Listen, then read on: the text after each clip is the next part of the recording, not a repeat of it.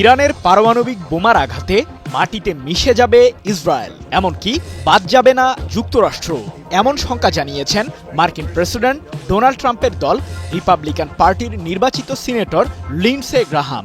তবে পরমাণু কার্যক্রম নিয়ন্ত্রণে নিয়োজিত প্রতিষ্ঠান আন্তর্জাতিক আণবিক শক্তি সংস্থা IAEA বলছে ভিন্ন কথা, যার কারণে পশ্চিমা সংস্থাটির সাথে মুখোমুখি অবস্থানে মার্কিন প্রশাসন। এদিকে ইরানের পারমাণবিক কেন্দ্রগুলো বোমা মেরে উড়িয়ে দেওয়ার আবারও হুমকি দিয়েছেন যুক্তরাষ্ট্রের প্রেসিডেন্ট ডোনাল্ড ট্রাম্প, যার কারণে উত্তেজনা বিরাজ করছে মধ্যপ্রাচ্যে।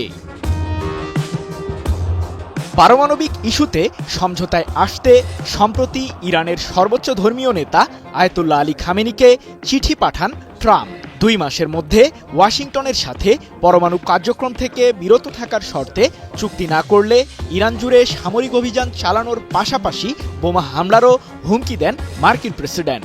তবে চুক্তিতে সম্মত হলে ইরানের ওপর যুক্তরাষ্ট্রের আরোপিত নিষেধাজ্ঞা তুলে নেবারও প্রতিশ্রুতি দেন ট্রাম্প। কিন্তু মার্কিন প্রশাসনের একপাক্ষিক স্বার্থে রাজি না হওয়ার বার্তাই দিয়েছেন খামেনি। সেই সাথে নিজেদের সর্বোচ্চ প্রতিরক্ষা বাহিনী IRGC-কে যুদ্ধের প্রস্তুতি নিতেও নির্দেশনা দিয়েছেন তিনি। টানা 7মবারের মতো বেস্ট টিস্যু পেপার ব্র্যান্ড হিসেবে স্বীকৃতি পেয়েছে বসুন্ধরা টিস্যু। চলতি মাসে মধ্যপ্রাচ্য ইস্যুতে আবারও আলোচনা করতে হোয়াইট হাউসে যান ইসরায়েলের প্রধানমন্ত্রী বেনিয়ামিন নেতানিয়াহু। বৈঠক সেরে ফেলেন মার্কিন প্রেসিডেন্ট ট্রাম্পের সাথে। এ সময় ইরানের সাথে পারমাণবিক চুক্তি প্রসঙ্গে ট্রাম্প বলেন, তেহরানের সাথে যদি বৈঠক সফল না হয় তবে ইরানের জন্য ভয়াবহ পরিস্থিতি তৈরি হতে পারে। এর আগে গত 4 ফেব্রুয়ারি একই বিষয়ে আলোচনা করতে যুক্তরাষ্ট্র সফরে যান ইসরায়েলের আগ্রাসী নেতা। এরপরই ফিলিস্তিনের স্বাধীনতাকামী সংগঠন হামাসের সাথে যুদ্ধবিরতির শর্ত ভঙ্গ করে আবারও গাজা উপত্যকায় বিমান হামলা শুরু করেন নেতানিয়াহু। ইরানের পারমাণবিক কার্যক্রম কেবলই মধ্যপ্রাচ্য জুড়ে শান্তি প্রতিষ্ঠার জন্য এগিয়ে নেওয়া হচ্ছে। মূলত দেশটি বিদ্যুৎ খাতে উন্নয়নের জন্যই পারমাণবিক শক্তি ব্যবহার করছে, এমন দাবি ইরানের সর্বোচ্চ ধর্মীয় নেতার।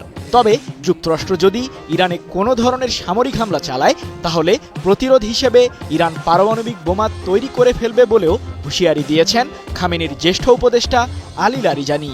এমন পরিস্থিতিতে নিজেদের শঙ্কার কথা জানালো যুক্তরাষ্ট্রের সিনেটর লিন্ডসে গ্রাহাম। 6টি পরমাণু বোমা তৈরি করতে ইরানের কাছে পর্যাপ্ত ইউরেনিয়াম রয়েছে জানিয়ে রিপাবলিকান পার্টি থেকে নির্বাচিত সিনেটর লিন্ডসে বলেন, ইরান 6টি পরমাণু বোমা তৈরির দ্বারপ্রান্তে। তারা পরমাণু বোমা ব্যবহার করবে, যা দিয়ে ইসরায়েলের পর যুক্তরাষ্ট্রকেও ধ্বংস করবে তেহরান। ট্রাম্পের দল থেকে নির্বাচিত এই সিনেটরের বরাতে 9 এপ্রিল বিষয়টি নিশ্চিত করেছে রাশিয়ার সংবাদ মাধ্যম তাস।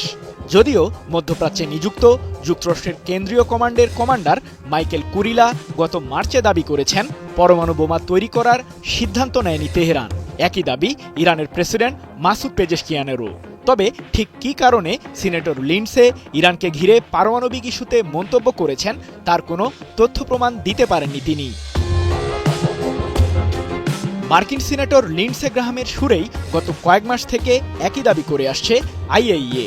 তবে সম্প্রতি নিজেদের ওই দাবি থেকে সরে এসেছে আন্তর্জাতিক এই সংস্থাটি। 5 এপ্রিল IAEA এর প্রধান রাফায়েল গ্রসি জানান, ইরানের কাছে পারমাণবিক অস্ত্র নেই, তবে এটি তৈরির জন্য দেশটি প্রয়োজনীয় উপকরণ সংগ্রহ করেছে। এক প্রতিবেদনে বিষয়টি নিশ্চিত করেছে ইরানের সংবাদ মাধ্যম নূর নিউজ। ইরান পারমাণবিক অস্ত্র তৈরি করতে সফল হলে মধ্যপ্রাচ্যে পশ্চিমা বলয় নিয়ে সংকটে পড়বে যুক্তরাষ্ট্র। গত 21 মার্চ ইরানের ইস্পাহান প্রদেশে অবস্থিত নাতানস পারমাণবিক কেন্দ্রের পাশেই 5 মাত্রার ভূমিকম্প অনুভূত হয়। বিশেষজ্ঞরা যেটিকে সন্দেহের চোখেই দেখছেন, কারণ পারমাণবিক অস্ত্রের পরীক্ষা চালালে সাধারণত এর আশপাশে এমন ভূকম্পন অনুভূত হয়। সৃজন মাহমুদ, নিউজ 24।